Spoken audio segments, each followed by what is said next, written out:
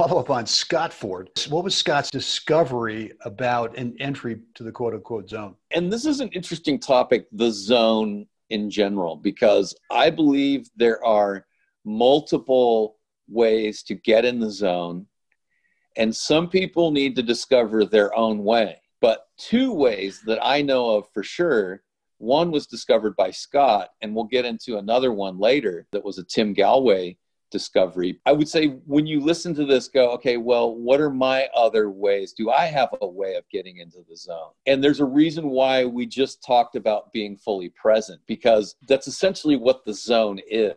It's being fully present. So Scott was messing around. He said one day he just wasn't playing too well, and he wasn't really happy with what was going on, and he was too much in his head.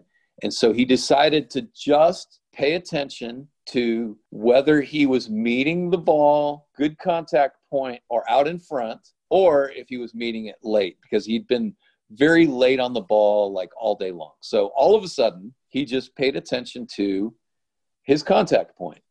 He even let the ball kind of come in as a blur, but he wanted to have crystal focus on his contact point.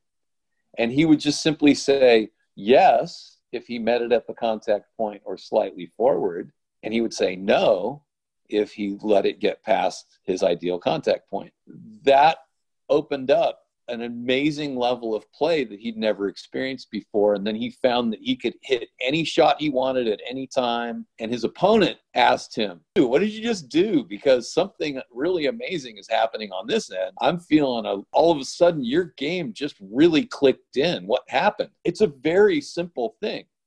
But then it also plays into this concept of being fully present, because he was being fully present with that contact. A little bit more on that. When the ball is struck by the opponent, that's in the past, because everything you see has occurred in the past, because there's a reaction time delay.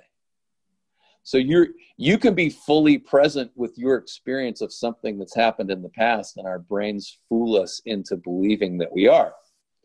And then when you move to it, now you're in the present. But so you're moving in the present, and you can be fully experiencing the present in the present, and that's good.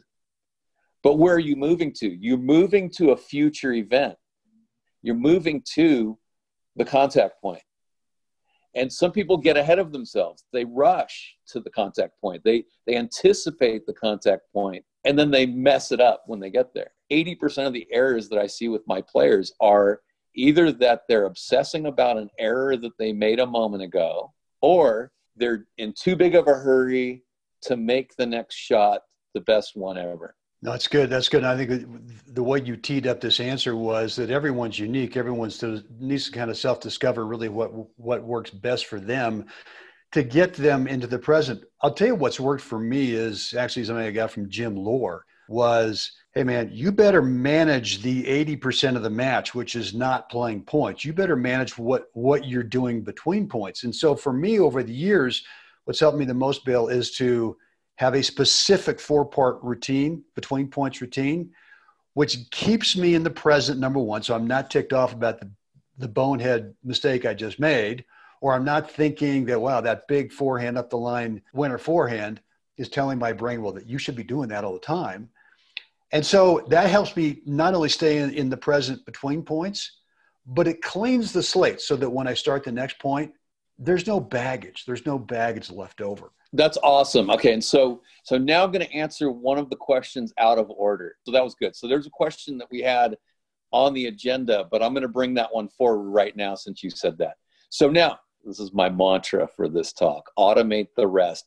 You can rest your eyes during that time. So one of the really big things about the so-called 16-second cure of Jim Lohr is let your eyes go soft in between points. So a lot of times what people try to do, they try to be always on. And I call it hungry eyes. I don't think they're going to grab the ball with their eyes. But that's very stressful, and you can't maintain that for a 5-hour match. You definitely can't do it for a 5-hour match.